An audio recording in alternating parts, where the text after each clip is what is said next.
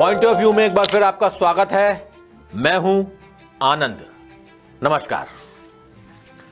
किसी भी लोकतंत्र में आम जनता की आवाज बुलंद करने वाली सबसे बड़ी पंचायत, सबसे बड़ा मंच, सबसे ताकतवर और प्रभावशाली संस्था कौन सी होती है? भारत के संदर्भ में हम अगर बात कर रहे हैं तो आप तपाक से जवाब दे सकते हैं, संसद और विधानसभाएं। देश की संसद और राज्यों की विधानसभाओं का काम ही होता है नागरिकों के हितों की रक्षा करना। संसद और विधानसभा में जो नुमाइंदे यानी सांसद और विधायक हम चुनकर भेजते हैं, उनका काम ही है अपने वोटर यानी हमारे और आपके जैसे नागरिकों के हित में कानून बनाना और उन कानूनों का ठीक से पालन करवाना। इसी वजह से संसद और विधानसभाएं देश की सर्वोच्च शक्ति प्राप्त संस्थाएं हैं। लेकिन आपको क्या लगता है, क्या हमारे सांसद और विधायक वाकई में वो काम कर पा रहे हैं जिनके लिए हमने इन्हें चुनकर संसद और विधानसभा में भेजा है? यह सवाल मैं क्यों पूछ रहा हूं, यह आपको जल्द ही समझ में आ जाएगा। सबसे पहले मैं बात करता हूं सिर्फ रेफरेंस के तौर पर संसद की। इसके बाद विस्तार से चर्चा करेंगे मध्य प्रदेश विधानसभा की। इस बार संसद का शीतकालीन सत्र यानी जो सत्र अभी चल रहा है वो शुरू हुआ है 1 दिसंबर से और ये चलने वाला है 19 दिसंबर तक। लेकिन पहले दिन क्या हुआ? कांग्रेस सांसद रेणुका चौधरी कुत्ता लेके संसद पहुंच गई। अब कुत्ता लेकर संसद जाया जा सकता है या नहीं ले जाया जा सकता है, हम इस बहस में फिलहाल नहीं पढ़ने वाले हैं। लेकिन पूरे दिन 1 तारीख को चर्चा रही सिर्फ भों-भों की। संसद का पिछला सत्र भी आपको याद ही होगा जब बीजेपी सांसद रवि किशन ने पूरे देश में समोसे की साइज और रेट एक से करने का मुद्दा उठा दिया था। अब हम बात करते हैं मध्य प्रदेश की। मध्य प्रदेश पर लौट कर आते हैं। यहां मोहन सरकार को 2 साल पूरे हो रहे हैं। इसी महीने 13 दिसंबर को 2 साल पूरे हो जाएंगे और इस दरमियान विधानसभा के कुल जमा 7 सत्र हुए हैं। हालांकि जो पहला सेशन था वो सिर्फ ओथ सेरेमनी वहां पे होती है, शपथ लेते हैं विधायक, तो उसको हम काउंट अगर ना भी करें तो कुल मिला के 6 जो हैं, हम ये कह सकते हैं कि 6 सत्र जिनमें कामकाज हुआ है, सवाल पूछे गए हैं, वो हो चुके हैं।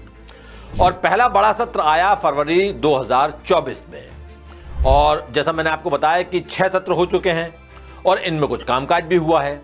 लेकिन यह चिंताजनक है कि इन 6 सत्रों में कुल मिलाकर सिर्फ और सिर्फ 47 बैठकें हुई हैं। और जब 10 सूत्र ने सदन के कामकाज को समझने के लिए मध्य प्रदेश के 67 सालों का 67 इयर्स का इतिहास खंगाला तो बहुत चौंकाने वाली जानकारी हमको मिली। इसमें पता चला कि यहां तो उल्टी गंगा बह रही है। पहले साल में औसतन 55 बैठकें होती थी जो अब घटकर सिर्फ 15 हो गई हैं। 55 से 15 पे आ गए हैं। और मैं आपको चार्ट भी दिखाता हूं किस सत्र में कितनी बैठकें हुई। यह आपको दिखेगा मेरे पास, मेरे साथ जो आप चार्ट देख रहे हैं मेरे बाजू में। 7 दिसंबर 2025 को जो सत्र चालू हुआ था उसमें कुल मिला के 4 बैठक हुई। 6 जुलाई वाले सत्र में 8 हुई, फिर 5 मार्च वाले में 15 हुई।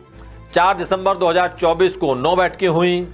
3 जुलाई 24 वाला जो सेशन था उसमें 5 बैठकें हुई और 2 फरवरी वाले में कुल मिला के 6 बैठकें हुई। विधानसभा के सत्र लगातार छोटे हो रहे हैं। विधायकों की रुचि ही नहीं है। सवालों पर गौर करें तो इन 6 सत्रों में सूबे के 230 विधायकों ने 15,563 15,563 टोटल सवाल उठाए हैं। और किस सत्र में कितने सवाल उठाएगा ये भी आप मेरे बाजू में जो स्क्रीन चल रही है इस पे देख सकते हैं आप। ये पूरे 6 सत्रों के आप जो नंबर है वो आप देख रहे हैं। अब हम बात कर लेते हैं अंकगणित की। अंकगणित पर जाएं तो 230 विधायकों के हिसाब से एक विधायक ने औसत रूप से 2 साल में 67 सवाल किए हैं, 67 क्वेश्चन किए हैं। यानी अगर हम इसको 2 सालों को बांटें तो एक साल में ये संख्या मोटे मोटे तौर पर 33 रह जाती है। यानी एक विधायक ने सिर्फ और सिर्फ 3 सत्रों में एक साल में 33 सवाल पूछे हैं उसके अपने यहाँ की जनता के। और हर सत्र के हिसाब से देखें तो एक सत्र में विधायक ने महज 11 सवाल उठाए हैं। ये हम बात कर रहे हैं औसतन, एवरेज। और इन आंकड़ों को देखकर मुझे तो लगता है कि वाकई मध्य प्रदेश में राम राज जा गया है। कोई परेशानी नहीं है, कोई समस्या नहीं है, कोई भ्रष्टाचार नहीं है। हम और आप लोगों को लगता है कि सरकार बहुत कुछ कर रही है, नहीं कर रही है, विपक्ष कुछ कर रहा है, नहीं कर रहा है, लेकिन ये जो आंकड़े हैं इनको देख के तो लग रहा है कि पक्ष और विपक्ष दोनों मस्त हैं। आपके विधायक जी कुछ नहीं कर रहे। मैं फिर दूसरे तरीके से आपको समझाने की कोशिश करता हूं। एक विधानसभा में औसत रूप से 2.5 लाख वोटर होते हैं। 2.5 लाख लोगों की आवाज एक सत्र में सिर्फ 11 सवालों में कैसे समेटी जा सकती है। उस पर विधायक विधानसभा में ऐसे सवाल पूछते हैं जिनका आपसे, हमसे, आम लोगों से, नागरिकों से यानी जनता से सीधे तौर पर कोई सीधा सरोकार, कोई लेना देना नहीं होता है। यदि विधानसभा के लिहाज से खर्च और विधायकों की तनख्वाह भत्ते देखें तो वो भी बेहिसाब बढ़ रहे हैं। मध्य प्रदेश में विधायकों का वेतन किसी बड़े कॉर्पोरेट एम्प्लॉय से कम कतई नहीं है। अभी विधायकों को जो वेतन मिल रहा है, वेतन भत्ता जो मिल रहा है, वो 1,10,000 रुपए मिलते हैं। और अगर हम एक्स एमएलए की बात कर लें, पूर्व विधायक की बात कर लें, तो उसे पेंशन मिलती है 35,000 रुपए, 35,000। मंत्री का जो वेतन भत्ता होता है वो 1,70,000 का होता है और राज्य मंत्री का यही होता है 1,50,000। और अभी आप खबरें पढ़ रहे होंगे, द सूत्र में आप खबर देख रहे होंगे कि इन सब में बहुत जल्द ही बढ़ोतरी की तैयारी चल रही है, बढ़ोतरी होने वाली है। और अब एक और गैर बराबरी देखिए आप। सरकारी कर्मचारी को 62 साल की 62 ईयर्स की उम्र तक या 30 साल की नौकरी करने पर 9,000 रुपए की न्यूनतम पेंशन मिलती है। लेकिन अगर कोई शख्स सिर्फ एक दिन भी विधायक रह जाए तो उसे 35,000 रुपए मिलना पेंशन के रूप में तय है। और मध्य प्रदेश में और एक रोचक मामला है, कई नेताओं को यहाँ 3-3 पेंशन मिल रही है। राघव जी को 1 लाख की पेंशन मिलती है। पूर्व मंत्री, वित्त मंत्री राघव जी 3 बार विधायक, 4 बार सांसद रहे हैं। उन्हें हर महीने पूर्व विधायक पेंशन 43,000 रुपीज और पूर्व सांसद के रूप में लोकसभा की 25,000 रुपीज और राज्यसभा की 10,000 रुपीज पेंशन मिलती है। मीसाबंदी पेंशन के रूप में वो 25,000 रुपए अलग से पाते हैं। हाँ, ये बात जरूर है कि विधायक यह कह सकते हैं कि हम तो सवाल उठाना चाहते हैं लेकिन सत्र ही छोटे हो रहे हैं। तो फिर यहां सवाल है कि सत्र छोटे क्यों हो रहे हैं, ये किसकी जिम्मेदारी है? विरोध और प्रदर्शनों में तो सत्र खत्म हो जाता है। मौजूदा शीतकालीन सत्र की हम बात कर लें जो अभी हाल ही में खत्म हुआ 2 दिन पहले, इसमें विपक्ष के विधायकों ने 3 बार प्रदर्शन किया। पूतना का रूप रखा, बंदर का रूप रखा। अरे भैया, ये साले जो प्रदर्शन है इसके लिए सड़कें हैं, सदन तो चर्चा के लिए है। लेकिन यहां उल्टा हो रहा है। मध्य प्रदेश में जो सदन है वहां पे प्रदर्शन हो रहा है और जहां सदन में जो काम होना चाहिए वो हो ही नहीं रहा है। अब यहां आप सोच सकते हैं कि आखिर हम इतनी बातें क्यों कर रहे हैं, हम ये खबर क्यों दिखा रहे हैं, इसके लिए कौन जिम्मेदार है?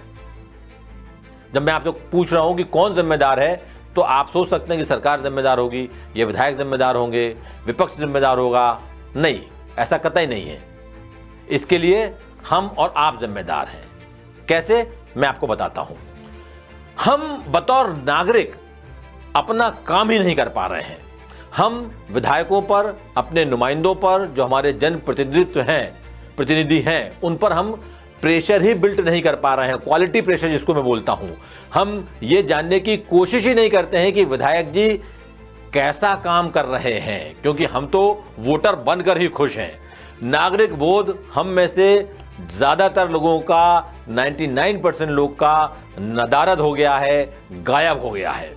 और इसी बात को ध्यान में रखकर द सूत्र की क्या टैगलाइन है? हम हमेशा कहते हैं कि वोटर नहीं, नागरिक बननी है। आप जागरूक जब तक नहीं बनेंगे तब तक अपने अधिकारों को हासिल नहीं कर पाएंगे। इसलिए आपका जागरूक बनना बहुत जरूरी है। और इसीलिए द सूत्र एक नई पहल भी कर रहा है।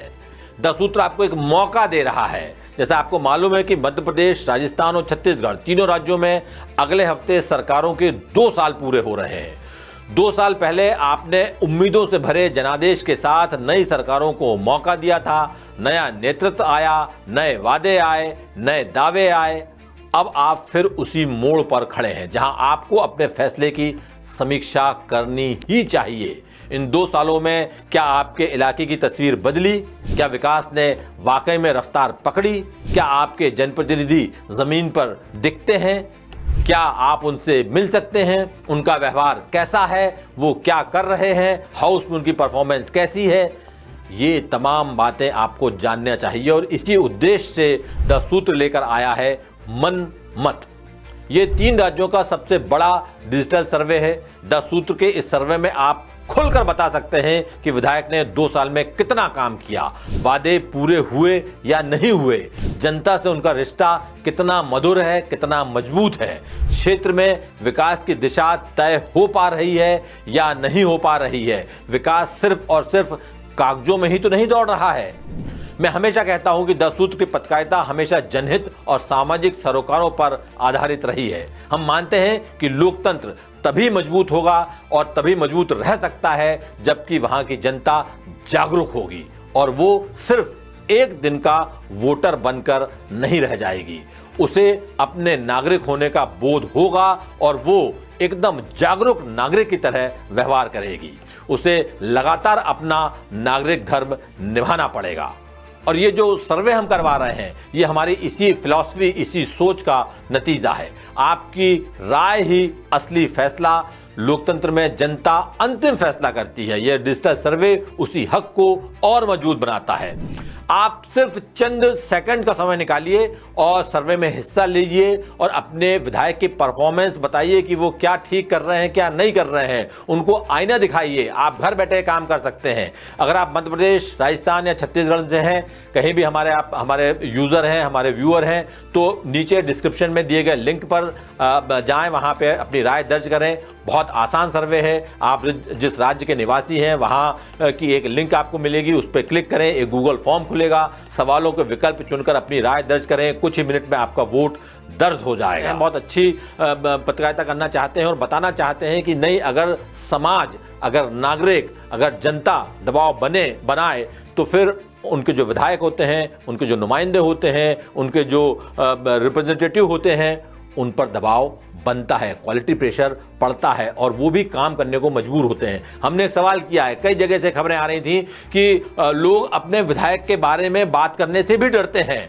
ऐसे कई किस्से हम लोग के पास आते हैं, लेकिन ऑफ द रिकॉर्ड हमारे पास आते हैं वो किस्से कि साहब वहाँ पे किसी विधायक के बारे में कोई कुछ बोल रहा था तो उसके ऊपर केस करवा दिया विधायक जी ने। हमने ये भी सवाल आपसे किया है कि क्या आप अपने विधायक के बारे में खुलकर बात कर पाते हैं, अपनी राय रख पाते हैं। ये कुल मिलाकर क्योंकि अभी 2 साल हुए हैं, 3 साल और हैं, तो हम दबाव बनाएं, उनको अच्छा काम करने के लिए मजबूर करें। इसलिए इस सर्वे में आपका पार्टिसिपेट करना बहुत ज़रूरी है और इसी लिहाज से हमने ये पूरी खबर आपको दिखाई है। और वो कहते ना, इस शेर के साथ मैं अपनी बात खत्म करूंगा कि बस्ती में तुम खूब सियासत करते हो, बस्ती में तुम खूब सियासत करते हो, बस्ती की आवाज़ उठाओ तो जाने। तो आप इस सर्वे में हिस्सा लीजिए और मैं आपसे अगले सप्ताह फिर मिलता हूं। तब तक के लिए नमस्कार। मध्य प्रदेश, छत्तीसगढ़ और राजस्थान की सरकार के 2 साल पूरे होने पर द सूत्र कर रहा mega digital survey Manmath. Description box में दिए लिंक्स पर क्लिक कर बताएं अपनी राय, लीजिए सर्वे में हिस्सा। बताइए 2 साल में कितनी असरदार रही आपकी सरकार।